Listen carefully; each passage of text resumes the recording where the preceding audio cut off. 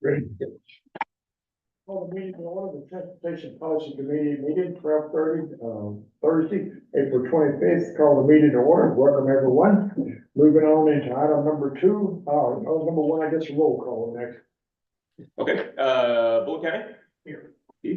City of Charlestown? City of Jeffersontown? Matt said he wouldn't be able to be here today. Jeffersonville? New Albany? Larry Summers is here. Hi, Larry. City of Shively? Here. Hi, Mayor. Hello. City of St. Matthews? Here. House two, even better. Clark County? Floyd County? John Schellenberger's here. Thank you for joining us. Do we have anybody from NDOT? Jefferson County League of Cities? Here. Yes, sir. Kentucky Transportation Cabinet? Here, Isidro Gallo. Isidro? Louisville Metro Government? Present. Thank you. Louisville Regional Airport Authority? Oldham County? Jim Urban for Oldham County. Hello, Jim. Town of Clarksville? Right there. And TARC? Thank you for joining us. And then I think I saw Taylor joining us. Taylor from NDOT. Thank you for joining us, Taylor. On to our advisory members. Do we have anybody from Federal Highway Administration on here? I don't think so. But I know we have somebody from KYTC District 5, multiple folks, if I'm not mistaken. Matt Bullock. And that. I think it's all Tracy. Hi, Tracy. Can you see you? Anybody else? Did I miss anybody? I don't believe I did online. I think we've got it all in the room. Let's get the staff, and then other than that, it's Alex Lorski, also a former KIPP staff, also in the room. So thank you all for joining us today. We've got a couple of pent up agenda items since we missed last month. So again, thank you all for joining us, and thank you, Mayor. All right, good deal. We do have a quorum. Item number two is the approval of February 2024 minutes. Motion approved. Move to approve. Second. Motion second, in addition to corrections. All in favor, aye. Aye. Opposed, like sign. Hearing none, motion carries. Item number three, this is a public comment period. Greg? Yes. Sure. Do have two different comments from the same individual who sent things in for TPC. First one says, I was referred to you by Louisville architect Steve Wise, who just contributed an op-ed piece to the Courier Journal supporting the renovation of the K&I Bridge in Louisville to allow auto access. Thinks this is necessary to ensure access to cross-river transportation in the case of an emergency. I replied to him that I think a more reasonable and effective bridge location would be at the termini of Gene Snyder Freeway near West Point and Dixie Highway. This area is prime for development, i.e. Riverport and the recent construction of the Ford and SK plants in Hardin County. This bridge would complete the ring loop that is only partially complete now, connecting 265 in Kentucky to 265 in Indiana and I-64 too. Trucks and hazmat shipments could be routed this way to avoid downtown Louisville and heavily populated parts of southern Indiana, Cincinnati, and northern Kentucky. Completed their and northern, and it says it else, I means northern Ohio. Kentucky completed their 275 ring loops years ago. And if completed, this would give our region two complete ring roads and spur economic growth. Hopefully your department will also support the recent study of another ring road that would run through Bullitt and Nelson County. If Kentucky really wants to be competitive with our neighboring states, let's think proactively and with purpose. Regarding the southwestern I-265, a new highway connection between I-64 near Corden, Indiana, and Kentucky 841 west of US 31 in Jefferson County, Kentucky is an interesting concept. The I-65 to I-71 regional corridor study outlined two concepts that could be considered for advancement. These conceptual cost estimates range between $690 million to $950 million. Kentucky General Assembly is responsible for the enactment of the highway plan. Highway plan outlines what projects KYT is authorized to spend funds on within a 2-year time frame. So we continuously work with our legislation partners and identify funding opportunities to implement categorized improvements. And pull up his second one.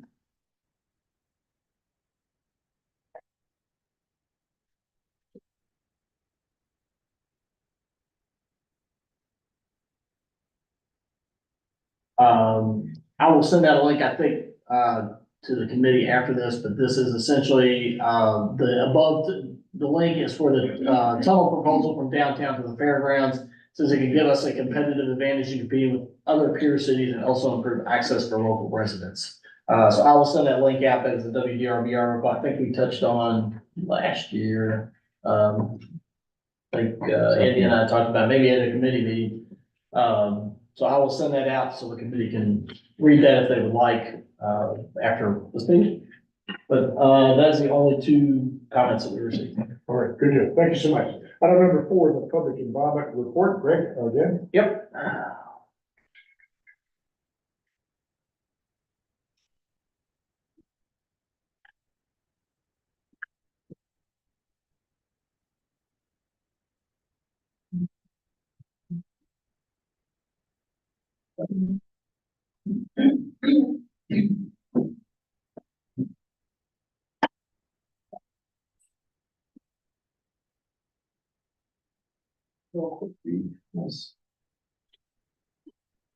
Short and sweet this month, despite the fact it is a 2-month report. This outlines, February and March. We'll get to our numbers first for our website analytics. In February, our main page, 251 visitors, tip page saw 164 visitors, and our MTP page saw 116. So all really strong numbers. They were, bolstered thanks to, February, Amendment 5 kind of touching in a little bit at the beginning of February, so I think that helped bring up the numbers, people visiting and commenting on that. Our numbers in March saw a little bit of a drop, but still pretty strong numbers, normal for our monthly average. 225 visitors for the main page, 92 visitors for the NTP page, and saw 138. Social media analytics, we're in this monthly just so a little easier to digest. Facebook numbers, 19 posts for the month of February, March that averaged 16.5 thousand impressions and 2.2 thousand engagements. Again, Amendment 5 kind of helped bolster those numbers in February, gave us a good strong numbers for that. We saw a little bit more average numbers for March that we're used to. Twitter, 19 posts, 716 impressions for the average 71 engagements, 71.5 engagements. Instagram, 493.5 impressions, 55.5 engagements. Also to note, in the month of February, March, we gained 12 new followers agency-wide, so that's good. That's probably the largest followers in a 2-month span that I've seen since probably the summer. So really good that we were able to gain so many new followers. Events and other outreach, Louisville Metro Health and Wellness Fair was at the end of March. We also did our monthly meetings with the Middletown Chamber of Commerce and the Kentucky Association of Government Communicators. The UPWP had its public comment period as well, ran 4th and the 18th, shared it on social media and flyers sent to the library. So that wraps up my report. If anybody has any questions, I will take them at this time. Any questions? All right, item number 5, we're lucky, we got TARC 2024 update of the trends and programs. Andy, would you introduce our guests? Sure. We've got some familiar faces here to be our guest speakers, plural, this month. Alex Pazorski, who you all know and love, I hope, former Committee staff, and Ms. Ida Kopik, who I think you all know and also love, from TARC Planning. They're here to chat with us about ongoing efforts at TARC and some of the new and exciting things that are going on at TARC these days. So Alex, over to you. Thank you, Andy, and I'll note I still have the drive time down, got here exactly 12:30, walking from downtown, so. And thank you, Greg, by the way, for coming out to the press conference we did with the city of New Albany to launch the TARC on Demand pilot a few weeks back. We really appreciate Kipler's support there. So Ada and myself are going to tag team this presentation today, and we had originally, we'd scheduled this, I think, about 6 weeks ago. Had been all about introducing an exciting new TARC project, TARC's network redesign, which we're calling TARC 2025. But as many of you know, TARC's financial challenges were a big focus in regional conversation last week. So we figured we should call a bit of an audible. We're still going to talk about TARC 2025, but we really want to highlight the overall financial situation facing TARC. I think it's important for the TPC to hear that from us, have a chance to ask questions, but we'll also talk about TARC 2025, which is one of the key areas we're using to address that. So I'm going to start out with the overview, and then I'm going to turn it over to Aida for a couple of parts of this presentation, and then she'll turn it back over to me for the close. So work with us, but that's our rhythm there. So starting out, the headline here is that at the current rates of spending, based on the revenue coming in, TARC will hit a fiscal cliff, or we will not be able to meet expenses within months of July 1st, 2026. So we do have a plan for addressing that. We have a plan for a financially sustainable network redesign, TARC 2025. We've also begun conversations, really continued conversations at the local, state, and federal level about identifying new revenue sources. Both of those strategies do take time, though, so to avoid the fiscal cliff, we have proposed the TARC board passed last week service reductions for fiscal year 2025. Those are proposed. The budget's now going to Louisville Metro Council, but those are the areas we want to talk about today. The gap that we are looking at right now is up to $30 million in fiscal 27. This looming fiscal cliff is a result of several big picture factors. We've got a local funding mechanism, which is the Jefferson County occupational tax that hasn't changed its rate in 50 years, even as more requirements have been put on TARC in that time period. We see, compared to peer agencies, less state support in comparison to a lot of our peers in some of our neighboring states. Nationwide, and this is certainly something that's affecting us. This is nothing, unfortunately, unique. We have an increasingly challenging financial climate nationwide for transit agencies since the pandemic. Unfortunately, hundreds of agencies are having this very same conversation at the same time period, or will be in the coming years. And some of the big boys in the field, look at those numbers that dwarf what we're talking about. So this is a serious conversation when we finally have the expiration of COVID-era federal emergency funding support for transit agencies, which is why you're sort of seeing this come to a head in a lot of places. TARC received $140 million in support specifically for operations from the feds over the 3 waves of pandemic emergency funding. We're projecting that is spent down by July 1st, 2025. To go down into just one more level of detail, and again, we're happy to answer any questions, and if we can't give you an answer today, to follow up very fast with everyone. But the fiscal cliff projection basically centers around our reserves. We need to have at least 20 million in reserves to be able to meet approximately 2 months' expenses. And what you can see, hopefully on that chart, if you're looking at the blue, is that without any changes, we dip below that, well below that by the end of fiscal 27. So that's our projection within a couple of months of July 1, 26. With the service reductions that the TARC board passed in the budget for fiscal 25 last week, and that the Louisville Metro Council is now considering, and with the further reductions of the TARC 2025 network redesign that would call for reduction in total service hours, we're able to project out through fiscal 2031. So what these are able to do is basically buy us time as a community for what do we want to see moving forward. So that is the situation we're in. There are 3 main strategies that we are using to address this. The service reductions that we're calling Saturday Plus, and that's what Aida is going to give a little overview here in a second. The TARC 2025 network redesign, our effort to identify new revenue sources. There's one other important note here that we just want to make sure everybody is aware of. The unfortunate side, very unfortunate beyond what it means for riders for a service reduction, is that would mean layoffs for TARC operators. Trying to avoid that disruption to people's lives and people's livelihood is obviously a core priority for TARC. And we are in continuing conversations with Louisville Metro and with JCPS, which has a little bit of the opposite problem right now, not enough drivers, but funding to potentially pay for them.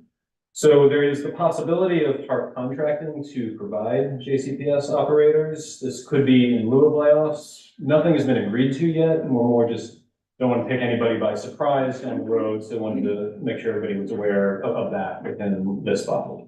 So with that, I'll turn it over to Aida for some more specifics on the service questions. Good afternoon, and thank you for having us here today. As you probably gathered from the media, this month is not very easy for TARP, so we are making some critical decisions in regards to the budget and TARP level of service, and that is why we are proposing Saturday Plus service implementation. Can you go to the next slide? Oh, you've got the clicker. Oh, thank you. I thought somebody will be helping, so thank you. So basically, Saturday Plus is the least intrusive way for TARP, for us to preserve the essential service, but still make some important steps to address the looming fiscal cliff. What actually means is that our weekday routes will start operating on lower level of service, which is Saturday, meaning that fewer buses and lower frequencies will be available to passengers. We had a similar situation with service adjustments at the time of the COVID, when we actually had huge impact on our workforce and ridership.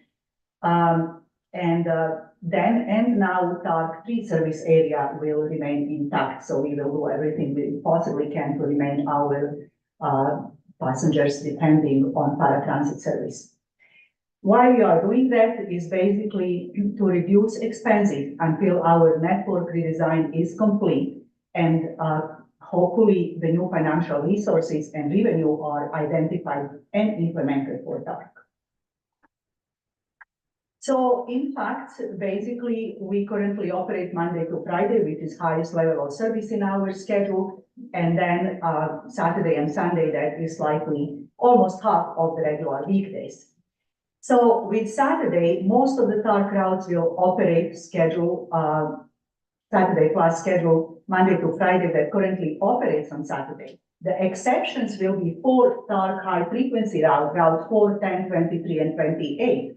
That we will continue operating on 15 minutes frequency all day, simply because these 4 major routes carry almost half of the TARP average daily passengers. And these routes are really necessary to provide access to jobs and education. Current Saturday and Sunday schedule will remain unchanged, and we will make some minor adjustments to hours of service, maybe start earlier and later, depending on if we are serving jobs or educations. And we are trying to implement the service that no one in the TARP system stays without service. So basically, we are not leaving anyone stranded with this proposed change. As difficult as it is, we will still serve the community the best we can. Definitely, a level of service will be reduced, number of trips that will impact our passengers and their daily schedules, increasing wait time at many stops. Again, TARP paratransit will remain the same, and we plan to implement the service in summer this year. The slide at the time of our board preparations is saying January 2025, but we are actually moving sooner than that. The outcome of this proposal obviously will be reduced number of trips, number of buses, reduced service hours in the morning and evening, reduced hours and miles of service system-wide, and obviously number of operators and potentially layoffs, as Art mentioned. With that, we will reduce cost of service, and we can expect declining ridership on some routes, but probably increase on the high frequency routes that will stay on their daily schedules. So how are we responding? How to help our community? First of all, we are addressing immediate needs, and we perform detailed analysis of all changes for every single route and also for the entire system. We evaluated route performance, ridership, revenue hours and miles, cost of service, cost per passengers, cost per every route, and clearly annual cost of the entire TARC service. So we are currently working on the final assessment of the potential impact on the TARC ridership. That was all along the major consideration of this proposal, to provide service to everyone, even if the wait times are a little longer. We are also very much focused on low incomes and minority population, and according to federal guidelines, we will perform full Title VI analysis to address potential impact. We are concerned about TARC workforce, all of our employees, and also potential impact on major employers and Jefferson County Public Schools riders. TARC will make every effort to minimize potential impact, and we will provide assistance to our passengers with pre-planning tools and any other information we can share. We also recently implemented TARC on demand micromobility pilot project in 2 areas of the community. One is right here in the Kita area and Jeffersontown, and the other is in southern Indiana in New Albany. These micromobility solutions will help passengers with lower frequency and hopefully extending opportunities to get to their destinations. We also looked at potential impact at every council metro district, and ultimately our goal to balance the budget for the next 5 years. As part of these adjustments, we will hold a series of public meetings to share information with the community and gather their input. And as always, public involvement is a critical part of our planning process. This table, not necessary to read, however, our passengers that will be facing the situation on the street with less service will want to know exactly how we operate now in terms of frequencies, what are proposed frequencies and hours of service for Saturday Plus, and how they potentially can help with their daily schedules, commute, access to school, everything where they need to be. So as part of the public involvement, we will share every detail we possibly can so the community can get ready for this service change. So a little bit about TARC 2025 network redesign, and this is an important part of our strategy to bridge the gap in the budget, and also to allow a little extra time to hopefully explore additional funding opportunities.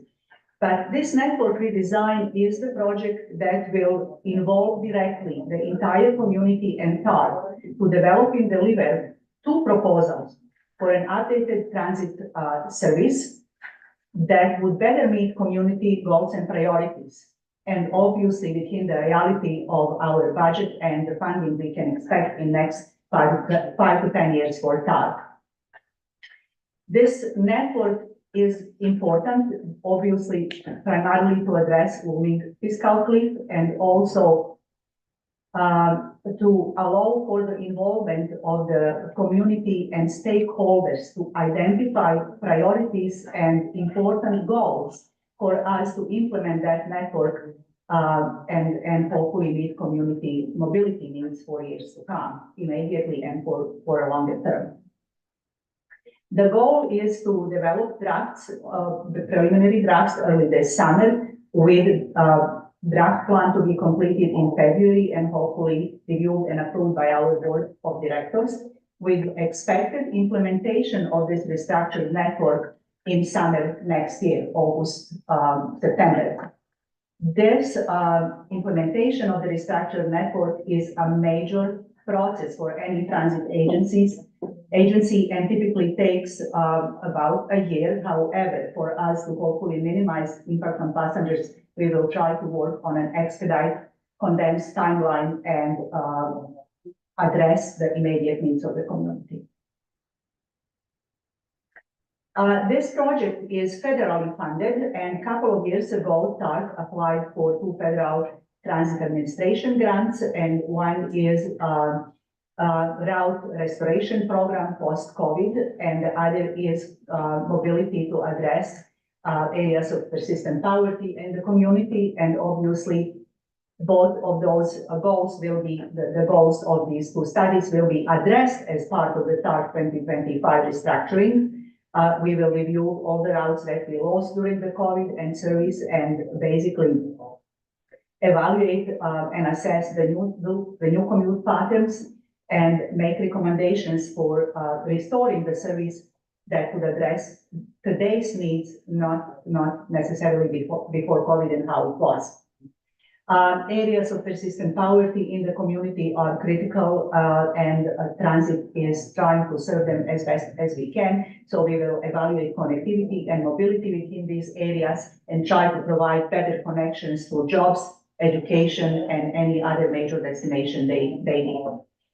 So the grants are fortunately providing full cost for this project without any additional local match in our financial situation. That is very important. So Alex will go through the timeline and how that fits with our steps in the planning process. And we do hope that you all will be involved and participate, provide your input. We definitely will try to share as much information as we possibly can and be happy to provide further updates as we move through this process. Thank you.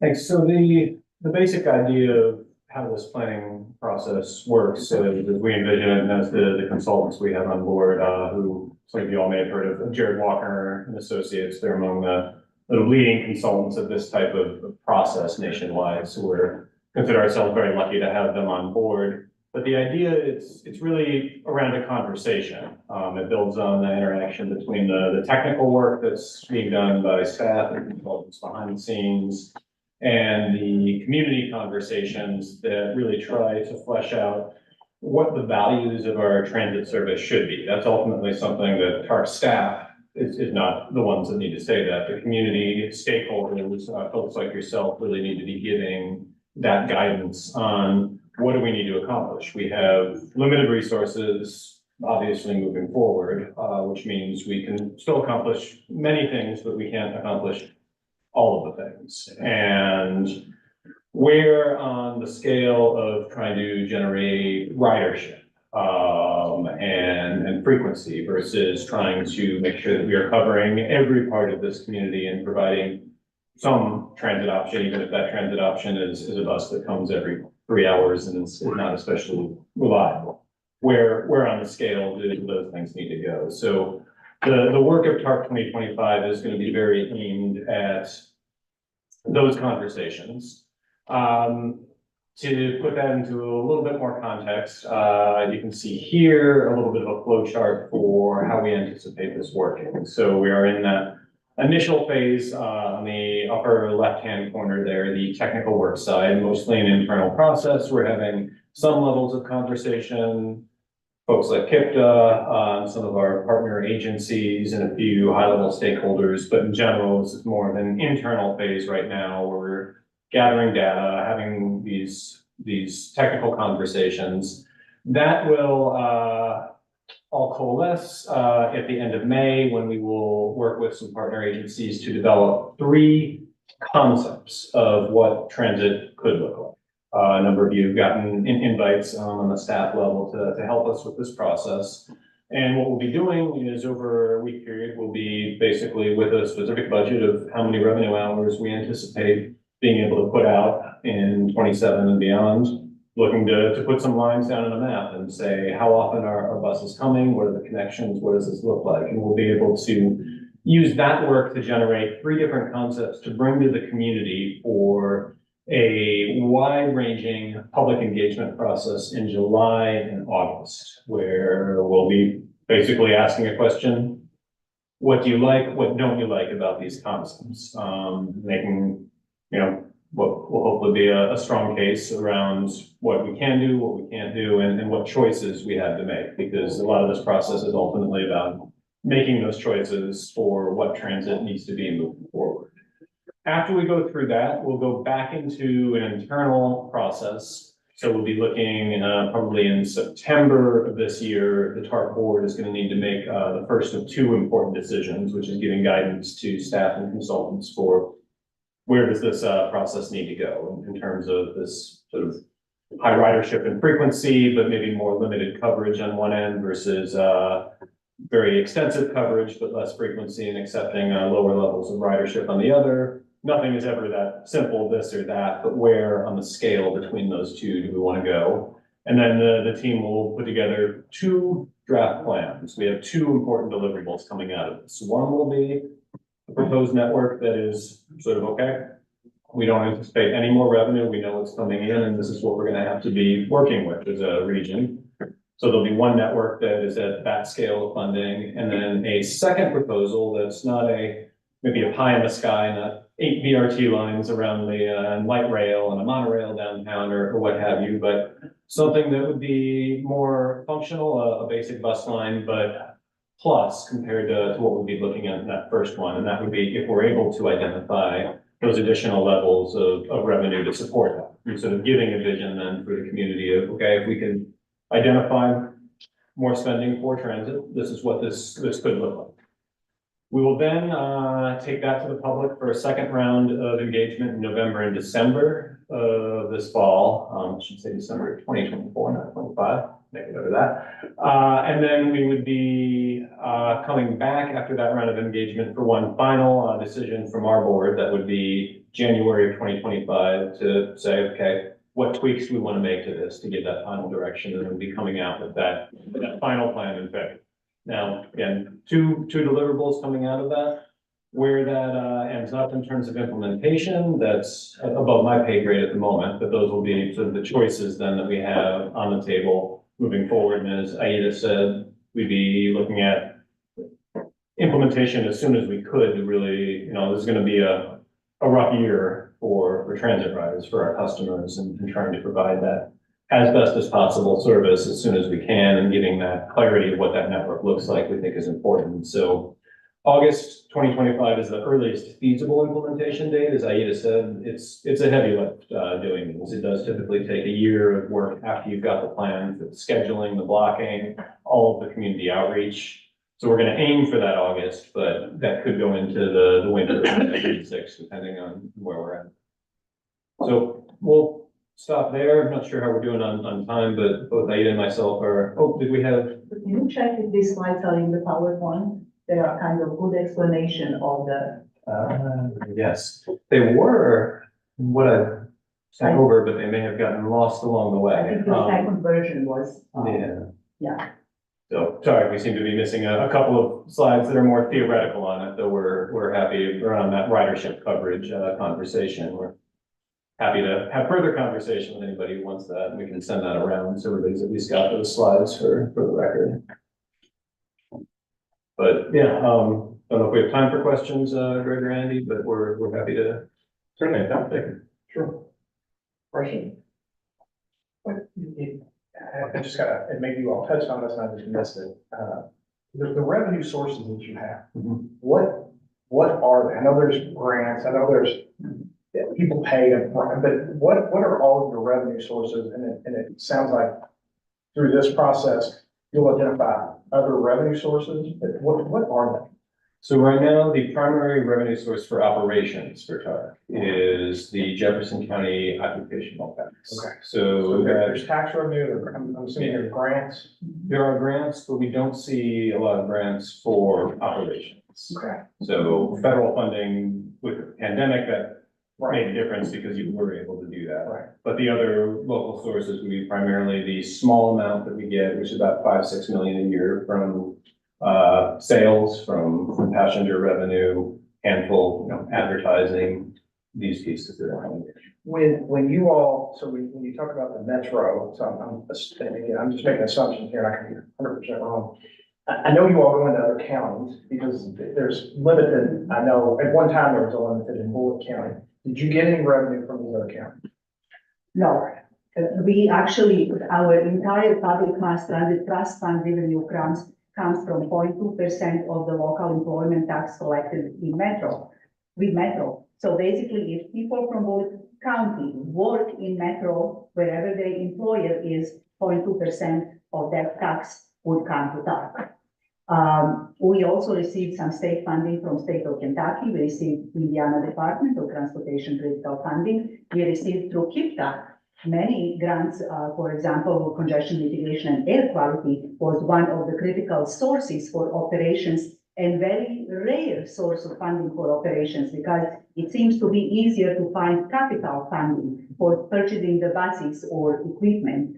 There is also federal formula funds that we receive. However, TARP was trying to maximize service on the street. For years, we were using portion of capital funds as permitted to federal regulations for actual service in operation. So we stretched thin as best as we could, but now is the time for us to reconfigure and figure out how we go long term, being solvent and still being able to deliver service to the community. So, and as far as just to punctuate that, Keith, as far as dedicated local revenue, we have Jefferson County Occupational Tax and a small amount of Indiana formula funds from NDOT. And that's all that's dedicated. I know usually when you're doing things like this, it seems you kind of make things smaller. Yes. And again, that's kind of what you're looking at. I mean, I would think, because I know at one time, when the county reached out, we were trying to get, Absolutely. because we have a shortage of workers. We have growth, and I know Oldham, you know, Absolutely. the other counties around, you know, maybe a pay to play. But, you know, if we could get those kind of things, now again, does that keep you just level where you are? I don't know. But, Yeah. you know, the cities all have occupational tax, and I know we get workers. Mhm. Maybe a portion of that could go to help pay, but again, if you want this, you gotta pay. It should be collaborative effort because if we are going to stretch transit across the region, it should be regional solution. Otherwise, what I was looking for, these couple of slides that for whatever reason are missing, is basically the illustration of how we prioritize the service and system and how we approach technical solutions. If we have limited amount of resources to provide service across the community, we can focus on the areas that have high density of populations and jobs and throw our resources in that area specifically. That is a ridership model that will ensure that we have enough riders and better revenue and more efficient system. However, many people across the region would be left completely without service. They would have no access, with obviously the entire residents of the service area should have access to transit. Mobility is critical for everybody. So the other solution is basically the coverage, where we take limited resources and stretch them across the board. Then everybody has service, but the buses operate at 60 or 90 minutes. And the service is less efficient, the travel time is extended, ridership is low, the cost is high. So those are prioritization of the goals that we will need to make when we go through this planning process. And that community will be able to provide input, stakeholders, basically weigh pros and cons and figure out what works best for us. Most of the time, the solution is trade-offs. It's balanced approach between the two. And it literally will be trade-offs. So where do we go? How often? Who gets service and who does not? If there is no additional sources of funding for TARP over time, we will have to shrink service area. That is a really painful process. That's the reason we are going with Saturday Plus. Basically, we still serve everybody, but everybody will have to wait a little longer. About funding model, that it has been established in 1974. We are celebrating 50 years this year, and we are still operating on the same funding model established at that time. In the meantime, community has changed. Development patterns, employment areas have been shifted. So we kept stretching, and we are now at the point that this is not sustainable model anymore. 74, that's I think it's time for change. Yes, it is. Well, it's gonna be, I would say, a little bit painful before we get to the better situation. Thank you, great questions. Any other questions? Will you keep the board up to date, as this moves forward? Absolutely. Literature or maybe, additional presentation? Absolutely, we would be happy to. We obviously, our board is abreast. We would like to keep you involved and in the loop because transit system operates on the road and infrastructure network, and they ultimately should work together. So if we are to change the transit in the community, we need to change our approach, that everybody is involved and we all understand responsibility. So input of this body would be critical and extremely helpful. Happy to come whenever you would like to hear updates. I suggest, if it's feasible in July or August, when we're in that initial round of public engagement, would be a great time for return visit, if you'll have us. What do you mean, right? The next stepping stage is that you think you can come back to. Oh, any other questions? But, move on then. Thank you. Thank you so much for your time. Item number 6 is Unified Planning Work Program. This is Andy. We're talking about the adoption of fiscal year 2025 UPWP. Yes, sir. So back in February, I brought the draft version of this document to you all. Next slide, please. Here it is in my hands. Our UPWP, for those that don't know or don't remember from last year, this is basically the MPO's budget. It says where the money comes from. It says what we're going to spend it on. It says how much money we have, how we're going to allocate those resources. Next slide, please. There it goes. Says that again. It has our primary MPO work elements. By that, we mean our long-range planning, our short-range planning, our data collection administration, our et cetera. It also includes our rideshare program branded as Every Commute Counts.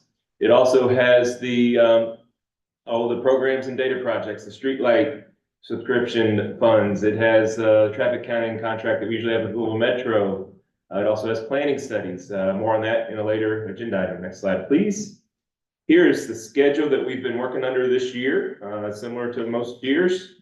The draft version of the document was presented to the TPC back in February. That time submitted it to our state and federal partners for review. We got some comments. We got some comments from Federal Highways this year. I don't think we got any other comments, frankly. Edits were made based on some of those comments. The PWP is required to go out for a public review period, just like our amendments are. And so that went out earlier this month, and that has since concluded. No additional comments were received at that time. We're here today and also at the Board of Directors meeting later this afternoon because it's a budgetary item. It will need to be approved by both bodies. And I will submit this work program to Mr. Delgado and his colleagues at KYTC and our friends at NDOT here by the end of the month when they're due. And then we'll be working with those folks on developing our fiscal 2025 contract. Next slide. Not a whole lot's changed this go around. Said we got some comments from FHWA, and that was about it. So we think it's pretty. It was okay. Not a whole lot changed. Our Kentucky money is staying steady year over year. Our Indiana money, our Indiana PL money. Remember the PL dollars? Those are the Federal Highways dollars. We get Federal Highways dollars, Federal Transit dollars. The Federal Highways dollars are called PL, Metropolitan Planning. The transit dollars, by the way, are called Section 5303. In Indiana, we did see a little bit of a reduction this year. I think I talked about this in a recent month. What we're going to see in Indiana is that fiscal year 24 is going to be the high watermark in the funding there. There was some one-off funding that was distributed amongst the Indiana NPOs. And then also what happened is remember how we've talked about how our urbanized area kind of shrunk a little bit. And so some of the population effects are hitting us this year. It's okay. It was not a sizable reduction.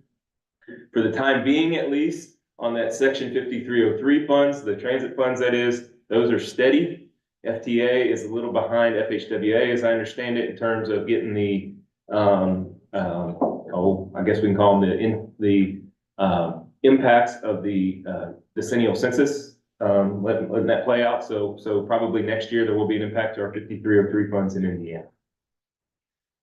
Moving on, or stay on this slide, please, Greg. It does include our FRA and Safe Streets and Roads for All grants. That's important to note because those are hot ticket items, big ticket items right now for us. For our ongoing contracts and programs, it assumes a steady funding that could change, and if it does change, we would have to amend this UPWP. And those last two items are important to note also. We've included 200,000, approximately 200,000, reserved 200,000, if you will, for planning studies. That's the PL funds, the 5303 funds that are that are, at least for the time being, or at least a little surplus to us. As we've talked about before, we make those planning funds available. Brady's going to talk about that in just a couple agenda items, what we're going to plan to do with those funds this year. Also $200,000, coincidentally, is the amount that we believe that we will have in the form of Indiana funds that we're going to carry over from fiscal 24 to 25. In Indiana, we have 2 or 3 years, it's changed over the years, to spend the money, spend the PL money that gets provided to us. All the NPOs have this opportunity. And so we've put 200,000, we've assumed 200,000 will be carried over. Next slide, please. This is the last slide. It's just a big giant slide. Perhaps there's questions, perhaps there's not. This shows the full budget, the full thing in all its glory in terms of the amount of the funding that we spend. That bottom line number, for those that can't read, is around 5.6 million. That's to say that about 5.6 million, not federal, but 5.6 million federal plus local match is the amount of funds that we have budgeted in our work program. And so I'd be happy to take any questions, but at this point, I guess I would be requesting TPC approval of our fiscal year 25 UPWP. Any questions? We have a motion in to accept the fiscal year 2025 plan. Motion. Second. Second. Second. All right, all in favor, aye? Aye. Opposed, like sign? The motion carries. Thank you so much, Andy. Thank you. All right, moving on, number 7 is project graduation guidebook update. I think Brady's going to do this for us. Brady? Welcome. Thank you. I'll be up here a while today.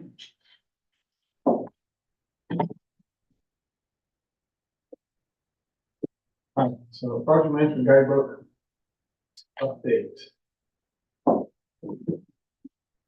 This has been in the works for a little while. Had a preliminary survey from various project sponsors from both states in fall of 2023 during our quarterly/annual meetings. And beginning around that time, started to research policy of 13 comparable metropolitan planning organizations and how they handle project management for their NPO dedicated funds specifically. A TCCC working group was formed in February to discuss potential alterations or updates to our current project management guidebook. The most recent version of our guidebook, the one we use now, was last approved in 2022. So it's been a couple of years since this was looked at. And this working group held 2 meetings, one in the end of February on the 26th and one in March on the 28th, because the discussion in the first meeting required additional follow-up. So I'm going to walk you through some of these, or I guess all of the policy changes here. All the ones in blue are what were approved by consensus by the TPCC working group and recommended for TPCC approval. And the April TPCC did recommend approval for these changes. All right. So the first one here talks about a project's phase shift tally, or how many times a project is allowed to shift their project phases. Our current model states that you can have 2 free phase shifts, and then the +1, 2+1, meaning you can have an exception to have a 3rd phase shift. So you have to come to the TPC and request an exception to have your 3rd phase shift, but that can be granted by this body. And then at the 4th phase shift, the project is then removed from the tip and you have to recompete for the next call for projects. So the first question says, what happens if your project phase is pushed forward as opposed to being pushed back? And this is basically clarifying that moving a project phase up in your timeline and advancing it isn't going to contribute to that phase shift tally. You're not going to be penalized for getting your project done sooner than scheduled. That's typically a good thing, but it also doesn't reduce your project's phase shift tally. Second thing here, if a project does break that 2+1 phase shift policy I just described to you, and is therefore removed from the tip, if it's later reincorporated, so they reapply for the next call for projects and it's reincorporated into the TIP. What happens to that project's phase shift tally? The wording here would suggest, that it is considered a new project, as new life. Its phase shift tally is reset to 0 as opposed to, still being on its kind of last leg, in terms of its project schedule. And all of these are for Kentucky, almost all of the ones. There's one slide for Indiana. Our rules in Kentucky are a lot more flexible in what we're allowed to do for our project management. There's a lot less we can do for Indiana. So these, all the things we're looking at here are Kentucky only for project management. This one talks about, if the project sponsor requests an existing project phase to be shifted to a later fiscal year within the call for projects process, should that shift be counted towards the phase shift tally? Or is that considered free scheduling reshuffling period during any call for projects? And the blue here states that the only time a free reshuffling is permitted is during a call for projects process during the NTP update process. So essentially, once around every 4 years, provides project sponsors an opportunity to reshuffle their schedules for free without counting it against the minimum project tally. But a call for projects mid NTP update, so the one that we are looking to have this year, for example, any schedule changes during that period would count towards a project station tally. And then one of the bigger clarifications that we had in this guidebook is the next one. How far in advance should a project sponsor be permitted to request a cost increase from the SDBG cost increase reserve? How far in advance is fair to everyone else to be able to look at that reserve? And so instead of reading all that blue, which you can read, I'm going to show you this diagram that's easier to digest here, and will also be in the guidebook. The top 4 bullet points show a call for cost increases. So there'll be 4 designated calls for requests to take money out of the cost increase reserve. You can see in February that it's for the current fiscal year only. For May, it's for the current fiscal year only. So you can only ask for funds out of the fiscal 24 bucket in this 2024 timeline. But beginning in August, that's your first opportunity to request funds for the upcoming fiscal year. So if you have a fiscal year 2025 phase in this example, you could first request funds for that fiscal year 2025 phase in August of 2024. And in August of 2024, it's also your last opportunity to request funds for a fiscal 24 phase. Also additionally, if there's an emergency cost increase that's required, those can be handled in between the 4 call for cost increase. So there are 4 designated ones that you can count on. But if there's really an emergency that you need to have that request go through sooner, that's possible. All right. This next bullet point talks about whether or not TA and CRP projects are eligible to request SPBG cost increase reserve funds. Our current guidebook states that they are not eligible to do so. But the suggestion here would be that TA projects and CRP projects are not inherently less valuable and therefore less, they shouldn't be not eligible to receive SDBG funds for cost increases, as long as doing so doesn't lead to any kind of project delay or other complications with the project. And so you can read the wording here in blue that suggests that the CRP and TA projects under this change would be eligible to receive SDBG MPO cost increase reserve funds, with the caveat that they provide a prior commitment from KYTC that the Office of Administration for that project would not have to change. SDBG projects are administered through a different office than the TA and CRP projects. So adding SDBG funds, if it has to switch the Office of Administration, that can lead to project delays and complications and confusion. We want to try to avoid that. So as long as there's commitment on the front end that that's not going to happen, the administration of the project, the person overseeing it from KYTC is the same, then the project would be eligible to compete with SDBG projects as well for those cost increase funds. And then this last bullet point on the slide here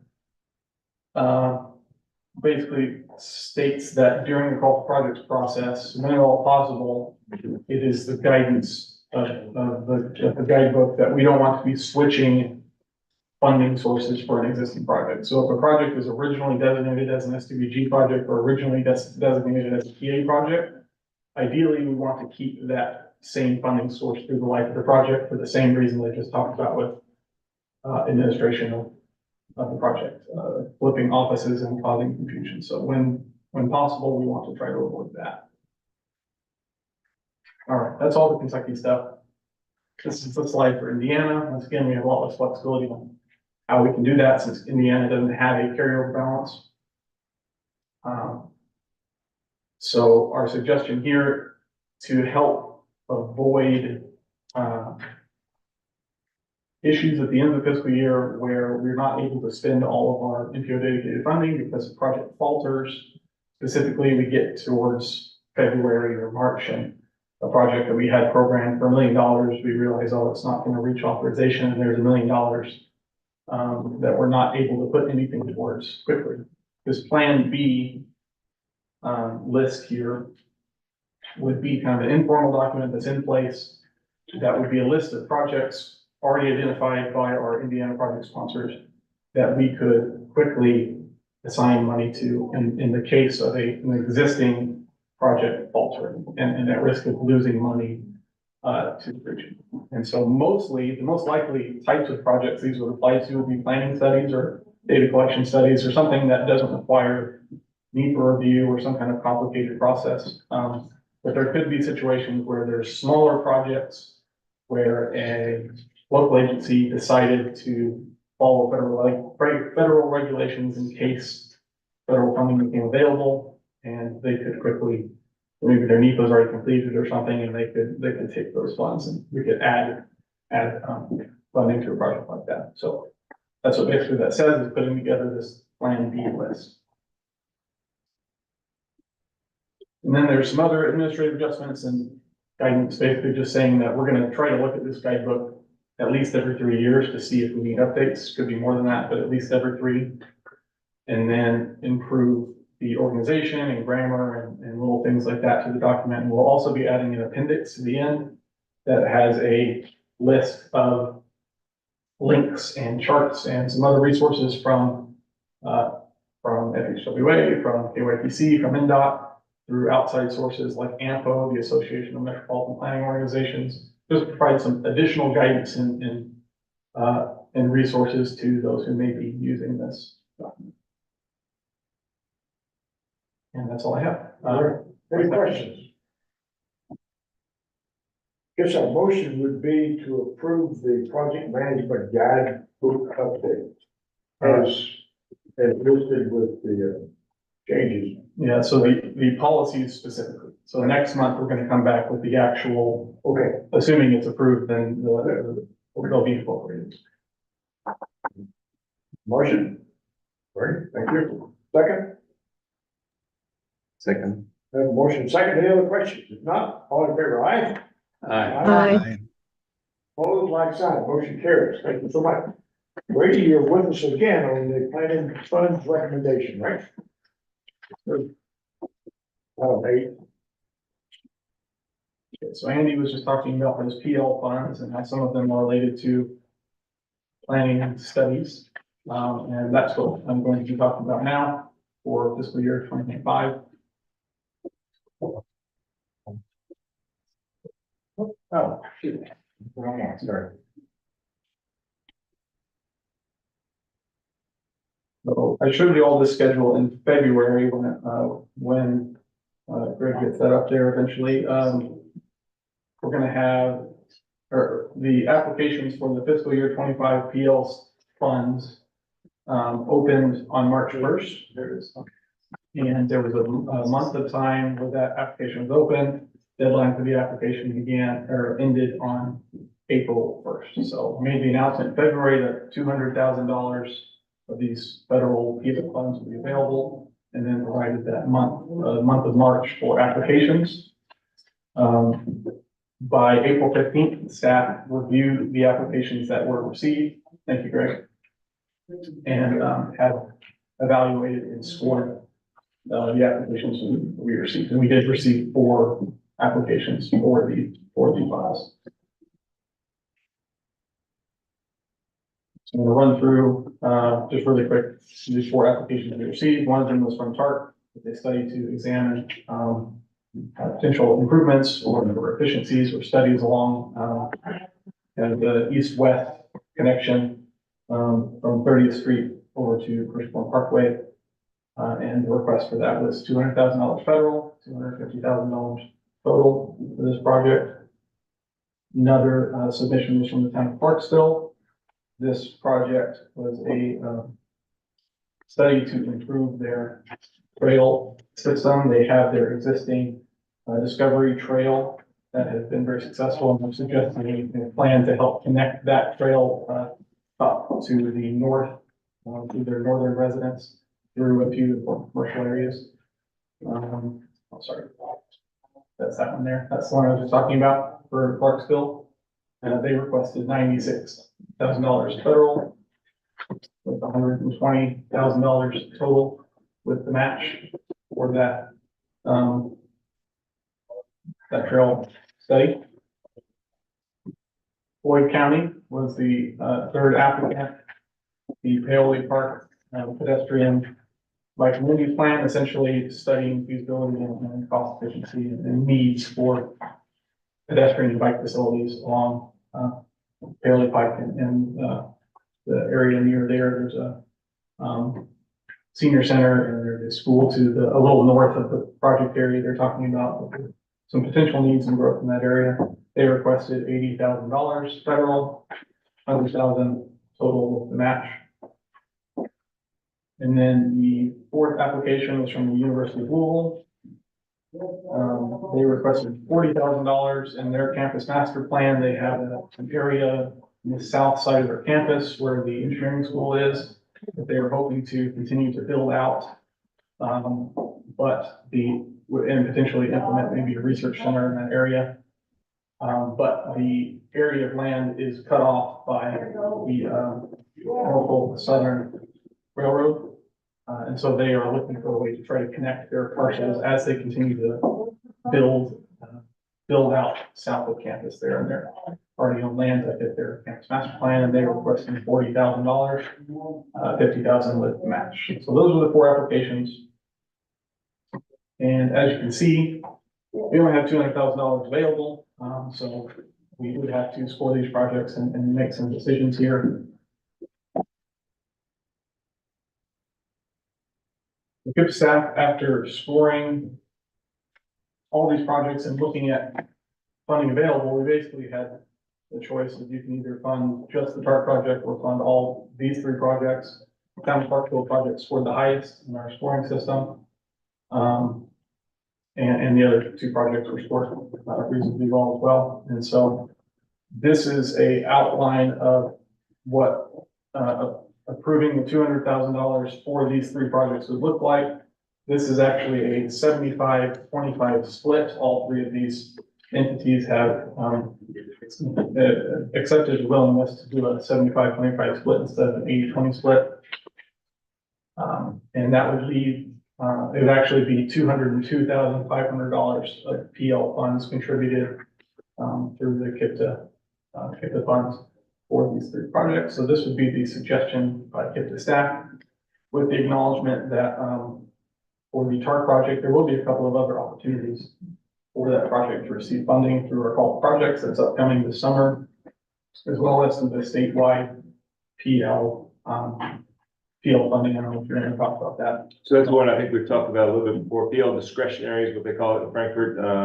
That is some of the money that doesn't get distributed to the MPOs, or some of the money that it gets returned at the end of the year, potentially too. It's in a pot, if you will. And so about once a year, there's opportunities for MPOs statewide to pursue some of those funds. Probably the last time I think we pursued it fully was to get the Kentucky 329 bypass plan out in Oldham County, I remember was recent, and also the I-65 study from, let's say, from the airport fairgrounds up to downtown. So those are two in the last 5, 6, 7 years that we utilized or applied for. So just want to be clear, we like the TARP project and it's scored well as well. It's just, we have a limited amount of funding and this would be our recommendation. So, unless there are any questions. Now, you did talk, I think you said this the other day, that agencies are willing to propose the match to go up. Yes. So do the plan. Yes. And then also, I hope you all got that. KIPTA is gonna kick in an extra $2,500 it was. You know, in my presentation, I suggested there's 200,000 for this. Since it worked out, the math worked really nice, 202.5. It gets us everybody to a 75-25 split here, potentially, if it was to be approved here in a moment. That's our agenda, these three projects, to do these three projects as outlined here. Any questions, any other questions before I have a motion? Have a motion to approve the three projects as listed. So, second? Motion is second. No, any more questions about the three projects? Hearing none, all in favor of this layout, say aye. Aye. Opposed, like sign, motion carries. Where are you still with it? Yes, you are. The quarterly biennial project reports, great, please.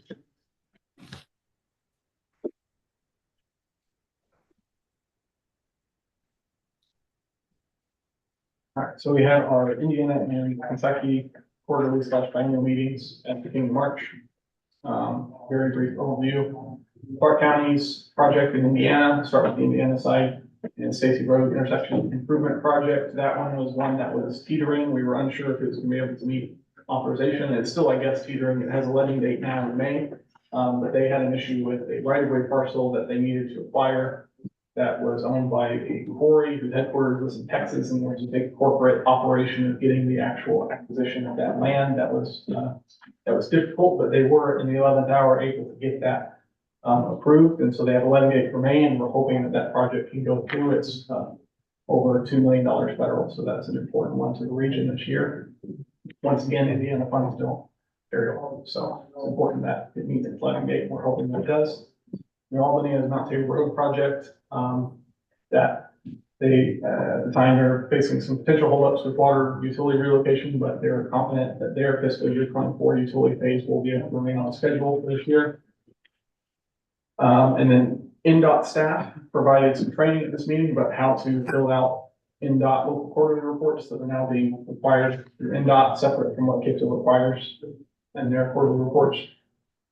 And then KIPTA staff provided a brief training on KIPTA's project policy as just an update to everyone. We may not be aware of all the details of that. And the group discussed potential changes to the project management guidebook. So we had our first guidebook meeting in February, then we had an Indiana quarterly meeting and furthered that discussion with the Indiana folks in this group. In our Kentucky biennial meeting, held the same week, we received updates from all of the fiscal 24 and dedicated project phases and other future years as appropriate. 9 fiscal year 24 project phases were identified at the time as either being authorized or expected to be authorized very soon at that point. And then there are several other more project phases that were shared to be on track. So we have $80 million worth of projects programmed for fiscal year 24 based on all of the carryover from previous years. So we're hoping this to be a great year in terms of getting projects moved to the next phase. We did have multiple cost increase requests at the time. But because some of the, all the project sponsors were able to attend the meeting, it was determined by the group at that time that they would like to wait until April TTCC to have those cost increases looked at by the TTC and the TPC. So we're going to talk about those today. These were shown in the April TTCC. The first one, we have 2. The first one from KYTC, project name US 42. They have a fiscal year 24 design phase that they are requesting $128,000 federal increase to their current $800,000 federal. You can see in the box there, they currently have 800,000 federal, and they're requesting 128,000 federal plus the match for that. And the need for that is simply they have enough money to cover phase 1 and phase 2 of design and phase 1 KYTC overmatch, but through recent calculations, they determined they need a little bit more to cover all costs associated with both phase 1 and phase 2 of their fiscal year 24 design. So they're requesting that. That's the first cost increase request to consider. The second one is from Jeffersontown, the Bluegrass Farmers Park bicycle pedestrian trail project phase 2. This is a fiscal year 24 construction phase that is currently programmed at $1,510,000 federal plus the match. You can see in the box there, and they're requesting an increase of $220,000 federal plus the match, and that's due to just updated engineers' estimate costs, cost of labor and cost of materials have gone up since the last engineer's estimate for this construction phase. So those are the two requests. There's currently 1.4, almost 1.5 million still available in the fiscal 24 SDBG cost increase reserve bucket. And if both of these cost increases were approved, that would subtract $348,000 from that bucket, leaving still over $1.1 million available for projects, fiscal 24 projects for the rest of this fiscal year to dip into that reserve if needed and approved by this body. And that's all I have, unless anyone has any questions, just request action for these cost increases. Okay, questions of these two projects? Motion to approve the price increase for both projects, one in Jaytown, Jeffersontown, and the other one in KYTC. Second? Second. Okay, motion and second. Any other questions? All in favor? Aye. Aye. Opposed, like sign. Motion carries on both of those, Brady. Thank you so much. Item number 10, administrative modification 1011 for fiscal year 23 to 26. Chris, you're up. Welcome. Okay. Won't be too long, but since we didn't have a meeting last month, I've got two administrative modifications to go over. One of them, added mod 10, already went into effect. Well, okay, so the overview, these were submitted to KIPTA for inclusion. TPC was notified when I completed admin mod 10 back in March on the 26th. Admin mod 11 includes the proposed cost increases discussed just moments ago in agenda item 9. And that one I anticipate completing today after this meeting. TPC approval is not required for administrative modifications. These are for presentation purposes only. So I'm not going to go through each line by line for admin mod 10, but the vast majority of them were new KYTC projects in the maintenance group project category. The group ID 2675 for the roadway and bridge preservation and rehab group, or could be considered the maintenance group. These typically preserve existing roads, bridges, slow deterioration, and or increase safety. The threshold is capped at $15 million for the total estimated project cost. They must contribute to the performance targets. They cannot be considered regionally significant and must be categorized as air quality exempt. And that is our full list there.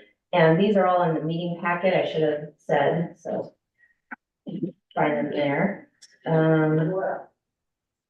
Two additional projects were on administrative modification 10. We have the U of L KIPTA ID 2982. Pedestrian improvements project adjustments to funding between the phases are what the change was. And we have an NDOT project 2494 the I-64 project, and that was just, an administrative correction. There was a typo in the match for the utilities. Okay, moving on to number 11. These first, Take both these together, it's not action. then. Oh, I guess. Yeah, just let them understand. Okay. No worries. Okay, so number 11, also in the packet. The first two are, again, those cost increase ones that we just had approved, the KYTC in J-Town. And then we've also got a minor adjustment to the total cost and tip funding of the Charlestown Road Multi-Use Trail Project 2128. And so that's just a tip funding update there that we needed to make. Then the vast majority of this admin log are NDOT projects. They're mainly funding projects. However, I've got two that I've got highlighted in red there. Those are not in the packet. I put those in at the final hour late yesterday. We've got one new project that is, it's raised pavement markings throughout the Seymour district. That's gonna be a group project under the safety category in Indiana. And then I've got 3162 is getting a phase shift in the construction from 24 to. That is all I've got, unless anybody's got any questions on those. Any questions? Oh, and I'm gonna, even though I have them in the packet, I'm still gonna send out the final one to the TPC because it'll include those last two changes. Probably later today. Thanks. Yep. Item number 11, other business come before the board. Real quick, I got a couple announcements. First, I want to recognize Tanya Higdon, Federal Highways Kentucky Division, being on the line. Kathy McCallum from NDOT, she was on the line, I think a few moments ago, for a little while. Brian Davis from Louisville Metro, and also Nick Creevy from Floyd County. As a reminder, the KIPTA board meeting starts at 2 o'clock immediately after we break up from this meeting. So if you're on the KIPTA board, we encourage you to stick around. We've got a good full board agenda for you today with a lot of interesting items, I guarantee it. A little bit of a staff report on the MPO staff. We lost Joseph Garcia, one of our GIS specialists. Joseph took another opportunity about a month ago now. Next month in mid-May, we're adding a new transportation planning analyst, Aaron Maselli Shiagbe. I'm sure I'm butchering his name, but I think I mentioned it last month. This gentleman is coming to us with a PhD, believe it or not, from Wayne State University. So he's moving from Detroit, or the Detroit area, to the Louisville area in the next few weeks. He's going to be starting at KIPTA in mid-May. And then also, I just mentioned that we lost Joseph as a GIS specialist. We've added a GIS specialist, and it'll be a familiar face to many. Mr. Adam Forseth, who was our GIS division department manager for quite some time. He's going to come back to KIPTA, and he's going to serve in that role. So we're real excited to have Adam come back, and look forward to you guys working with Adam once again, and our crack GIS staff that we have here at KIPTA. Adam will start next week, as a matter of fact. The SS4A and the FRA grants. SS4A, we had a kickoff meeting immediately after our TTCC meeting. I think many of you were there. Thank you for coming. Our next version of that will be in a month or two, I believe. Later this summer is when we'll go in-depth one-on-one with each agency. That's the one we're going to do 16 local plans with one overarching regional plan. So stay tuned on that. And then the FRA border identification grant. KIPTA issued the request for qualifications last month. Those came back to us a couple of weeks ago by April 12th. The selection committee met earlier this week.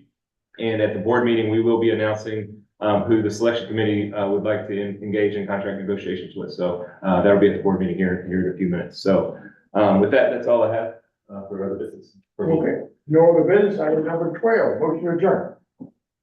All right, thank you. The second? Second. All in favor, aye. Aye. Thank you so much. Hang around for tea.